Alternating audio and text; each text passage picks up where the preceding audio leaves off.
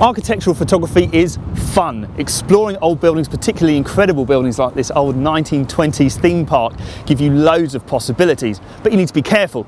Converging lines can make your frames look weird, and exposure is always difficult when you're shooting upwards. Exploring, looking around and paying attention to detail is key.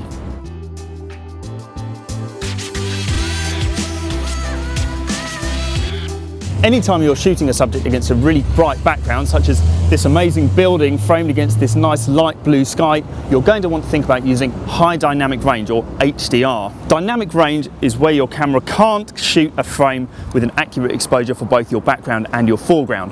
What the camera does instead is it shoots a couple of different exposures, one brighter and one darker, and then it blends those two exposures in camera so that you can see what's going on in your foreground and your background without losing detail in either. When shooting old buildings, make sure that you explore properly. Don't just shoot the famous bits at the front.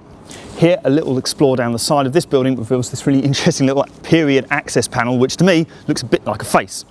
The only way that we're going to get this frame to work is by paying attention and making sure that all of our lines are in places that we want them. As you can see, there are lines absolutely everywhere. We've got this very strong horizontal across the top there. We've got a square mouth in the front. We've got these slightly more curved lines down here at the bottom, and we've got a slightly confusing bit of guttering just over there. So framing up really tight and paying close attention to detail is what's going to make this frame live or die. We're going to try and get these verticals parallel to the edge of the frame, and we're going to see if we can get this lintel at the top here parallel with the horizontal line at the top of our frame.